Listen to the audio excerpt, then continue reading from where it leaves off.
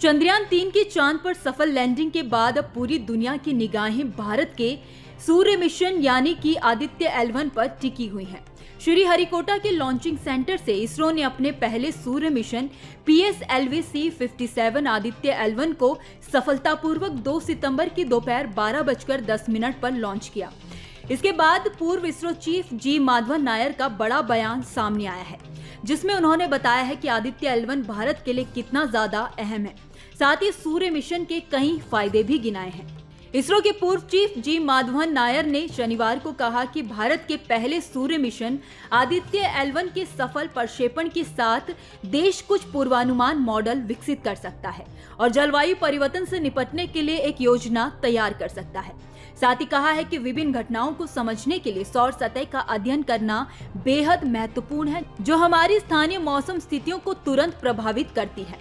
नायर ने मीडिया से बातचीत में कहा कि जलवायु परिवर्तन के अध्ययन में सौर विकिरण की दीर्घकालिक परिवर्तनशीलता भी एक बेहद महत्वपूर्ण कारक है। इसलिए इन सभी क्षेत्रों में इस आदित्य मिशन के माध्यम से बुनियादी ज्ञान प्राप्त किया जा सकेगा। उन्होंने कहा कि लैग्रेंज पॉइंट L1 से सैटेलाइट 24 घंटे सूर्य की स्टडी कर सकता है और विभिन्न सौर घटनाओं के संबंध में सटीक डेटा प्रदान कर सकता है।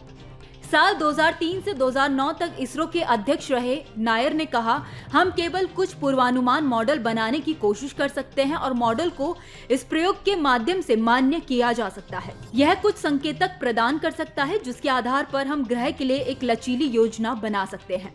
नायर ने यह भी कहा कि जब एक L1 कक्षा की यात्रा जारी रखेगा तो विकिरण का खतरा आदित्य मिशन के लिए सबसे चुनौतीपूर्ण हिस्सा होने वाला है। इससे अंतरिक्ष यान में लगे इलेक्ट्रॉनिक उपकरण प्रभावित हो सकते हैं और दिशा निर्देशन या प्रणोदन प्रणाली को कोई भी नुकसान देश के पहले सूर्य मिशन को मुश्किल में डाल सकता है। वहीं इसरो के पूर्व वैज्ञानिक और केरल के मुख्यमंत्री के वैज्ञानिक सलाहकार M चंद्रदाथन ने कहा है कि ग्लोबल वार्मिंग की परिस्थितियों में भविष्य की ऊर्जा जरूरतों को पूरा करने के लिए नवीनतम प्रौद्योगिकी पेलोड के साथ मिशन बेहद महत्वपूर्ण है।